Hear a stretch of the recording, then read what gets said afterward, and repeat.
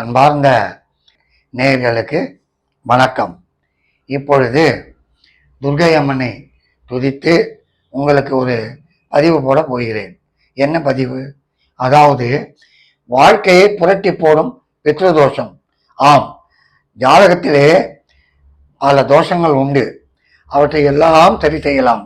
ஆனால் பித்ருதோஷம் அதை சரி செய்வது அவ்வளவு சுலபம் அல்ல.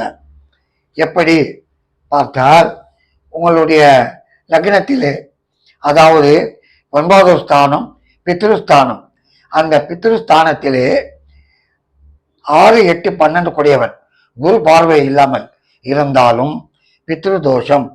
இரண்டாவது, சூரியனோடு ராகுவோ கேதுவோ சேர்ந்து இருந்தாலும், சந்திரனோடு ராகுவோ கேதுவோ சேர்ந்து இருந்தாலும் பித்ருதோஷம். அதே நேரத்திலே உங்களுக்கு 6, 8, 12 கூடியவன் சூரியனோடு இணைந்திருந்து குரு பார்வை இல்லாமல் இருந்தாலும் பித்ருதோஷம்.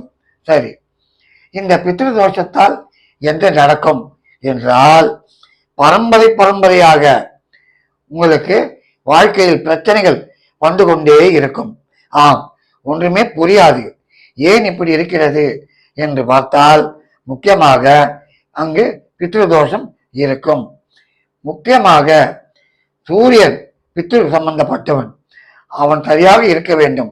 அந்த சூரியன் சரியில்லை என்றால் கண்டிப்பாக பித்ருதோஷத்தில் மாட்டிக்கொள்வீர்கள். சரி, இந்த பித்ருதோஷம் எப்படி வருகிறது என்று பார்த்தால், நம் முன்னோர்கள் அவர்களுடைய முன்னோர்களுக்கு சரியாக வழிபடாமல், சரியாக செய்யாமல், அவர்கள் மனது புண்படும்படி செய்திருந்தாலும் இந்த தோஷம் தொடர்ந்து வந்து கொண்டே இருக்கும்.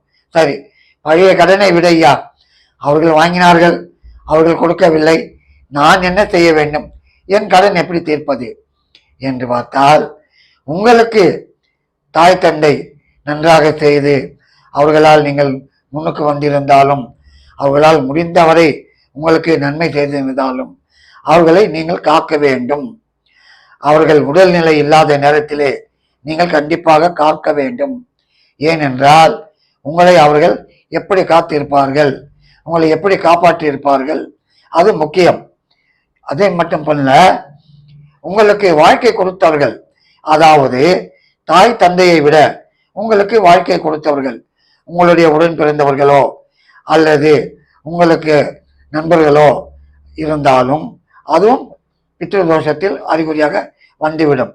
அதாவது நீங்கள் இருந்த இடத்திலே தாய் தந்தைக்கு செய்யாமல் இருந்தாலும், அல்லது நீங்கள் புகுந்த இடத்திலே அங்கு மனம் நோக செய்திருந்தாலும் அந்த பித்ருதோஷம் கண்டிப்பாக வருகிறது. வாழ்க்கை கொடுத்தவர்களுக்கு நாம் முடிந்தவரை நன்மைகள் செய்தால் அவர்களுடைய சாபம் நீங்கும், அவர்கள் சுபிட்சமாக இருக்க வேண்டும் என்று ஆண்டவனை பிரார்த்திப்பார்கள். அந்த பிரார்த்தனை உங்களுக்கு பிரமாதமாக இருக்கும். சரி, பித்ருதோஷத்தால் என்னென்ன? திருமணம் தடை கொடுக்கும், குழந்தை பேரு தடைப்படும், உடல்நிலை சரி இருக்காது, குடும்பத்திலே ஒற்றுமை இருக்காது, தேவையில்லாமல் பிரச்சனைகள் சண்டைகள் வந்து கொண்டுதான் இருக்கும். இந்த பித்ருதோஷத்திற்கு காசிக்கு போக வேண்டும், கயா போக வேண்டும், தீர்த்தம் ஆட வேண்டும், ஒன்றும் இல்லை. அமாவாசை அன்று அவர்கள் படத்திற்கு முன்னால் அவர்களை நினைத்து ஏதோ உங்களால் முடிந்த நீங்கள் பண்டங்களை வைத்து, சோறு வைத்து, அன்னம் வைத்து அவர்களுக்கு பூஜை செய்து, முடிந்தால் வடை பாயாசம் செய்தால் அவர்கள் மனம் குளிரும். அந்த மனம் குளிரும் பொழுது உங்களுக்கு நன்றாக இருக்கும், வாழ்க்கை மென்மேலும் நன்றாக வரும், செழித்து வரும். அதை செய்யாமல் என்னமோ அவர்கள் செய்த அவ்வளவுதான் சொல்லிவிட்டால் வாழ்க்கை சுகமாக இருக்காது. முக்கியமாக பித்ரு சூரியன், அதே நேரத்திலே சந்திரன் மாத்ரு சொல்லுவார்கள். அதாவது என்ன சொல்வார்கள், சந்திரனை பால், சந்திரனையும் நன்றாக பூஜித்து வர வேண்டும், மாதா சாபம் விடாது என்பார்கள். ஆகவே அந்த சந்திரனுக்குரிய பூஜைகளும் நீங்கள் செய்து, சூரியனுக்குரிய பூஜைகளும், என்ன பூஜை, பெரிய பூஜை அல்ல, ஞாயிறு அன்று நீங்கள் ஏதோ சூரியனை நினைத்து வழிபாடு செய்தாலும், சந்திரனை நினைத்து திங்கள் அன்று வழிபாடு செய்தாலும் உங்களுக்கு தோஷங்கள் நிவர்த்தி ஆகும்.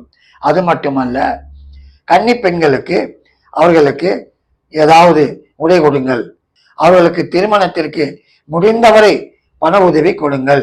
இதையெல்லாம் பித்ருதோஷத்தை நீக்கும். ஆகவே என்னுடைய அனுபவத்திலே பார்த்து விட்டேன். எல்லா தோஷத்தையும் நீக்கலாம். பித்ருதோஷம் சாதாரணதல்ல. ஆகவேதான் சொல்லுவார்கள், ஒரு வீட்டிலே பித்ரு இறந்து விட்டால், அதாவது தாய் தந்தை இறந்து விட்டால், ஒரு வருடமானதும் அவர்களுக்கு நிச்சயமாக திதி கொடுக்க வேண்டும். அது மட்டுமல்ல, நீங்கள் அந்த ஒரு வருடமானதும் அவர்களுக்கு நீங்கள் செய்ய வேண்டிய பூஜை முறையோடு செய்ய வேண்டும். இல்லை என்றால் தேவையில்லாத பிரச்சனைகள் உங்களை சூழ்ந்து கொள்ளும். அவர்களுடைய மனசாந்தி இருக்காது. அந்த மனசாந்தி இல்லை என்றாலே அவர்களை அழைத்து கொண்டு சென்றானே அந்த தேவன் உங்களை தவிர்த்து விடுவான், உங்களுக்கு பிரச்சனை கொடுத்து விடுவான். இது சாதாரண விஷயம் அல்ல. இந்த பித்ருதோஷத்தை பற்றி சொல்ல வேண்டும் என்றால் நாள் கணக்கிலே சொல்லலாம். ஆகவே நீங்கள் செய்ய வேண்டியது, அந்த பித்ருக்களுக்கு என்ன செய்ய வேண்டுமோ அந்த கடனை செய்ய வேண்டும். உதாரணத்திற்கு விருச்சிக லக்னம், அந்த லக்னத்திலே சந்திரன் இருக்கிறார். அந்த லக்னத்திற்கு அந்த பக்கத்திலே 12 2 ராகு கேது இருந்தாலும், சந்திரனுக்கு பக்கத்திலே ராகு கேது இருந்தாலும் பித்ருதோஷத்திற்கு அறிகுறி. அது மட்டுமல்ல, இந்த குரு பார்வை இல்லை என்றால் அந்த தோஷம் கடுமையாக பாதிக்கும். இரண்டாவது, பித்ருக்கு பித்ரு பாருங்கள், அந்த பித்ருக்கு பித்ரு 5வது ஸ்தானம், லக்னத்திற்கு 5. இது உதாரணத்திற்கு போடுகிறேன். லக்னத்திற்கு 5, குரு இல்லம் மீனம்.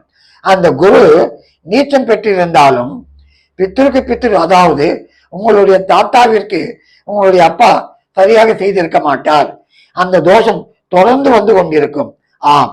பொதுவாக நம்மை பெற்றவர்களுக்கு நாம் சரியாக செய்யவில்லை என்றால், அவர்களுக்கு நாம் பணிவிடை சரியாக செய்யவில்லை என்றால், அவர்கள் படித்திருந்த நேரத்திலே சரியாக செய்யவில்லை என்றால் நிச்சயமாக நமக்கு பிரச்சனைகள் வந்து தீரும். அது மட்டுமல்ல, நம்மை வாழ வைத்த யார் இருந்தாலும் அவர்களுக்கு நாம் சரியாக செய்யவில்லை என்றால் அந்த தோஷமும் நம்மை விடாது. ஆகவே அன்பார்ந்த நண்பர்களே, இந்த பித்ரு தோஷத்தை நீங்கள் சரியாக கடைபிடித்து செய்யவில்லை என்றால் அந்த பித்ரு தோஷம் புரட்டி போடும் உங்கள் வாழ்க்கையை. ஆகவே நீங்கள் இதை எப்படி செய்ய வேண்டுமோ அப்படி பார்த்து திதி அன்று, அமாவாசை அன்று அவர்களுக்கு செய்ய வேண்டிய முறையை நீங்கள் செய்தால் உங்களுடைய ஜெனரேஷன், உங்கள் குடும்பம் நிம்மதியாக அருமையாக வரும் என்று கூறி விடைபெறுகிறேன். நன்றி, வணக்கம்.